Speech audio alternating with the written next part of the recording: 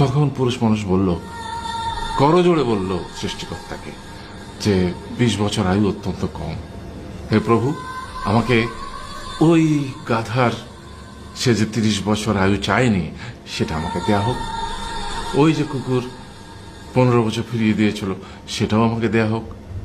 আর যে বানর 10 বছর নেয়নি, সেটা আমাকে দেয়া হোক। 20 বছর অত্যন্ত কম, আমি দীর্ঘদিন বাঁচতে চাই।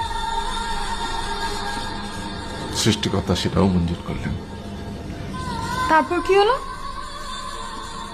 সেই থেকে ছেলেরা পুরুষ মানুষ হিসেবে বাঁচে 20 বছর, তারপরের 30 বছর সংসারের বোঝা পিঠে করে বয়ে বেড়ায়, সেটা কার মতো? গাধার মতো।